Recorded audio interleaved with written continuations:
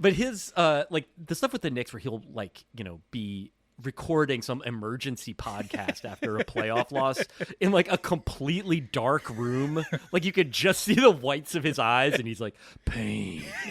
Like those, like I like that is like still something that he makes time to do. He's on TV fucking 11 hours a day.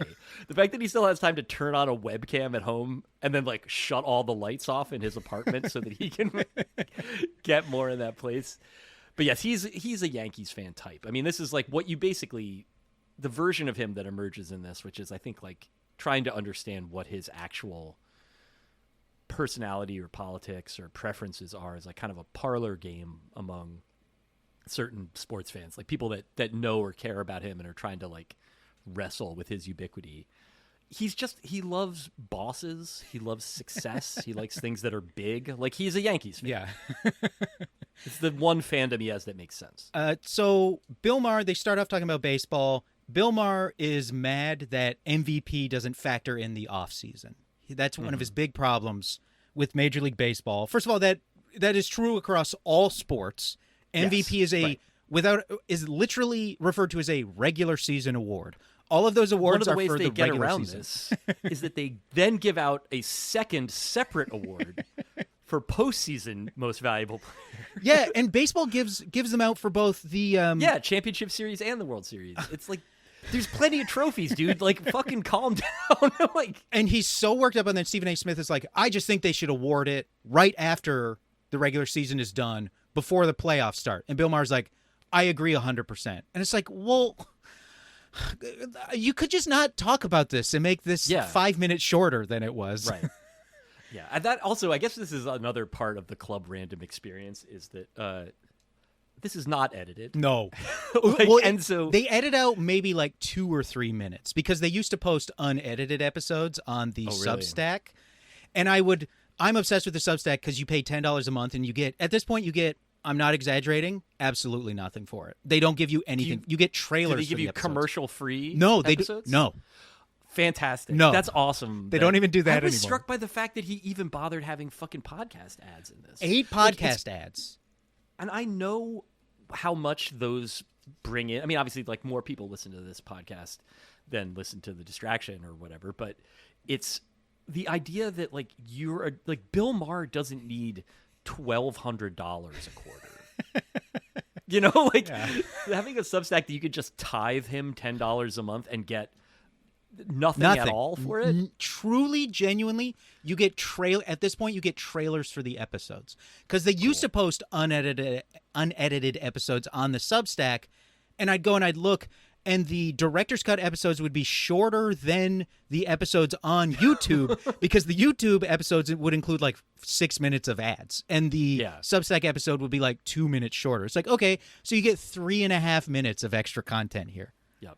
And this is one of those things where, like, it is crying out for some editing. Like you said, this bit here is like, I mean, you can't fault him for I guess you can actually fault him for where it is in the episode, but like the first thing he begins with is like, here is like a gripe that no one has ever had about baseball at length, that is grounded in like no particular like fixable problem. Like all of the fucking baseball stuff in this at the beginning of it. I love it all. He forgets that he's like, oh, right, but I guess there is an MVP for the playoffs. Then he remembers. He starts talking about, they're talking about Ohtani. He's like, Ohtani didn't show up for the World Series. It's like, well, Ohtani injured himself in Game 1. Like, that was the problem, either Game 1 or Game 2. Stephen A. Smith is fairly normal about it. And then Bill Maher is like, here's why the Dodgers are smart. It's like, here's why the Dodgers are smart. They've realized Japan is the new Mexico. The new Mexico. I have that written down, too. Can't wait when I'm done with this, I'm going to tear it up like Trump does with all his fucking notes when he's done with something. I cannot wait to shred that sentence. Japan is the new Mexico. There have been 75 Japanese players in the MLB. This is not a new... It's not a new discovery. I also think I know Mexico is good at baseball. It's one of those things where I'm like, I guess I would think of Cuba or DR as the Dominican Republic. Yeah. Like Mexico is just because he's been in Los Angeles too long. Yes. And so everyone that he sees is fucking Mexican to him, I guess. I don't understand that one at all. And then his argument there too is that like all the Japanese players want to be with other Japanese players. Yes. And which is demonstrably false, but is also the sort of thing where it's like, so is that true of Mexican players then? Like, what are we like? If you're gonna be like, this is taking forever. Just be racist. Like, stop trying to couch it in some sort of like ball knowing. It's also he calls Ichiro. He's like, that's Suzuki, right? And Suzuki, Stephen A. Smith goes, yeah, Ichiro, and it's like, yes, yeah. Of all, like, oh, we all know him by the mana name Suzuki. Yeah, the guy that calls I'm the one dude that calls Nene like Hilario yes. or Mabener. Yeah, it's like funny that he knows that that's the case, because it's like all his baseball cards said Ichiro. You know, like, it's not. There's a great moment in this bit. I don't want to get too far ahead of you, when they're talking about Japanese guys, where the two of them try and fail to remember the name of one of two Japanese Yankees players. Nomo. Were they trying to do Nomo? They were trying to remember Hideki Matsui. Okay. Stephen A. eventually got there. And then they were trying to remember Masahiro Tanaka and never got there, which was fantastic. Well, and also Bill Maher they both keep going. They're like, Ohtani, what a genius move that was. It turns out that was a genius move. It's like, oh, was signing one of the historically probably 5 to 10 best players in baseball history a genius move? Yeah, that's one of those ones where I think a lot of other teams look back at it and they're like, we really regret not signing Shohei Ohtani to a free agent contract. A player so good and so famously good. I don't think there's like a big sports crossover listenership with this podcast.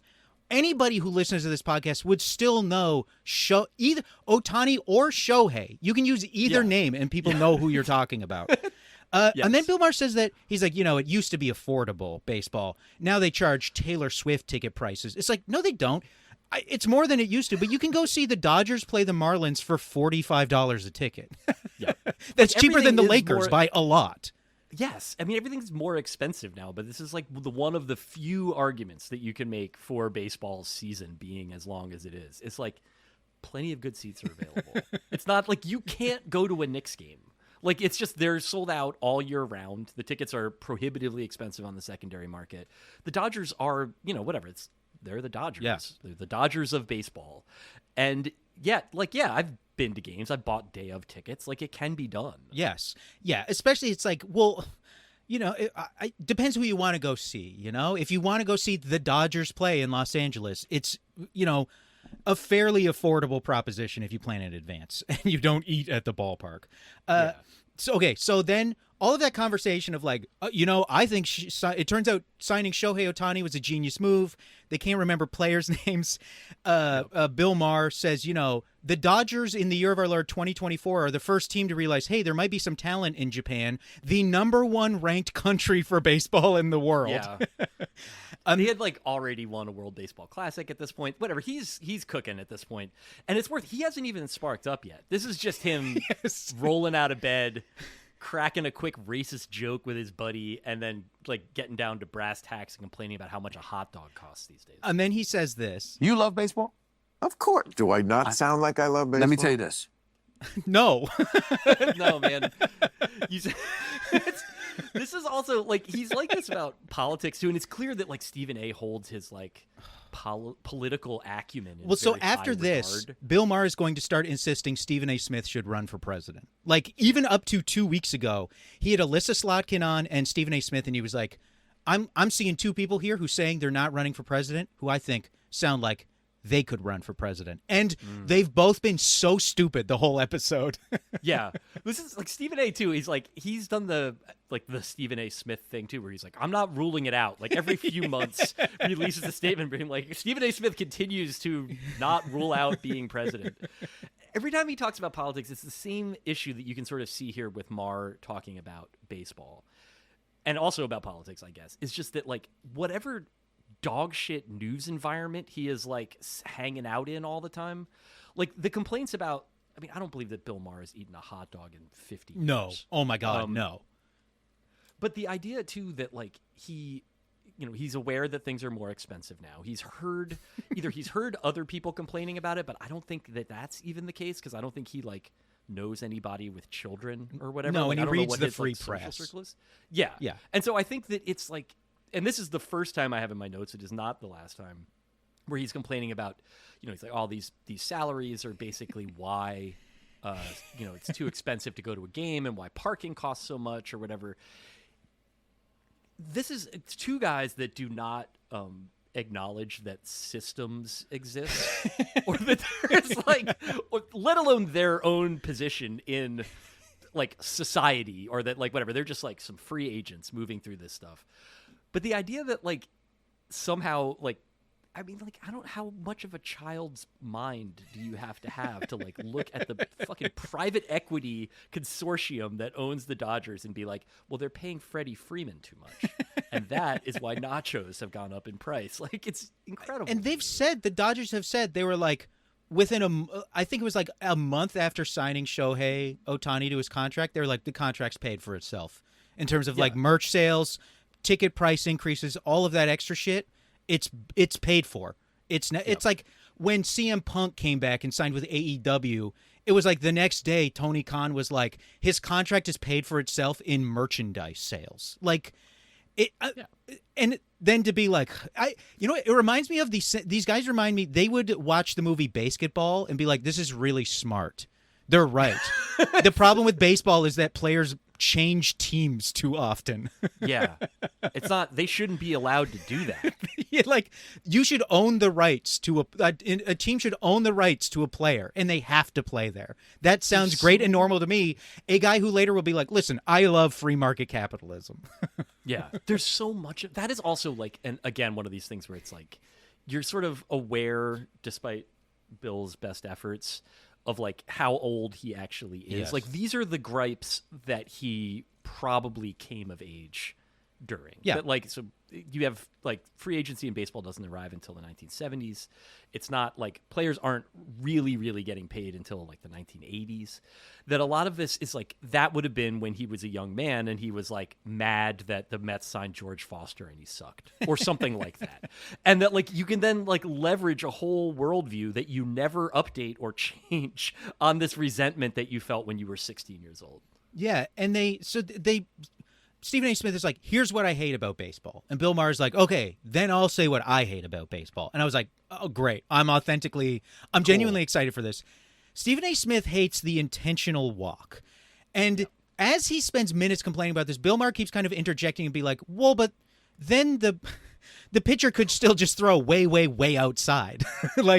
Yep. Theoretically, I get it, but you can't make a guy pitch to a batter. It can't be done. But Stephen A. Smith is like, you want to go see Barry Bonds? I buy tickets. I spend all in 2 hours in traffic. I spend $50 for parking. As he's saying that, I'm like, take the subway.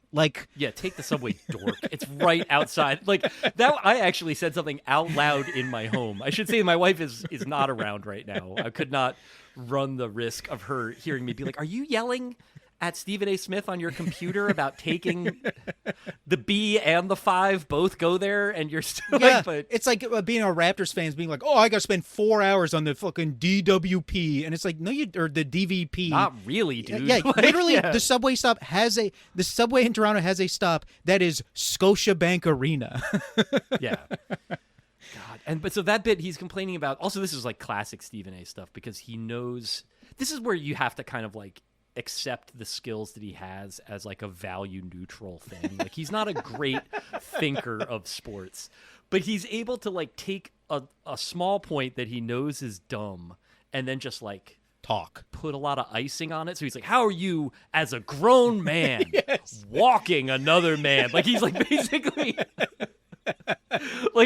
making it an issue of a masculine deficit, which I think is pretty bold. You don't have any pride as a ball player. You're not just going to pitch inside an inside fastball to Freddie Freeman. You're going to walk him when he's hit a home run every game of the World Series. It's well, am I trying to win or am I trying to prove I've got a big dick in balls or whatever your thing is here? The Barry Bonds one is also incredible because if he's talking about Bonds' Giants tenure, which was he's all juiced up, all juiced up, but then also historically dominant seasons in a way that will never be replicated. Not just because they're better at testing for PEDs now.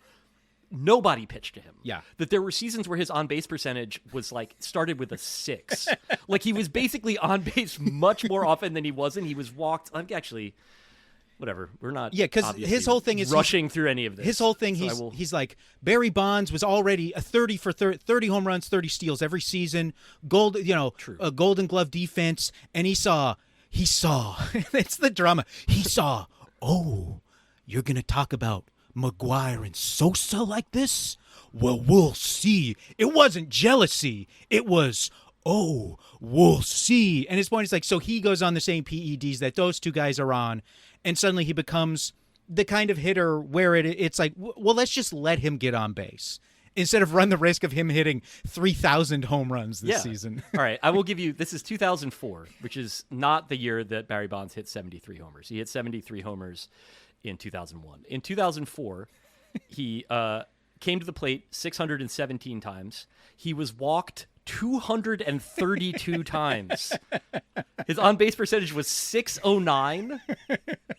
For the people that don't want to do math, that means he reached base 61% of his plate appearances. He hit 362. So the idea of going to see Bonds during that period of time and then getting mad that they walked him is like going to the game and like somebody's selling popcorn and you're like, what the fuck? Shut up.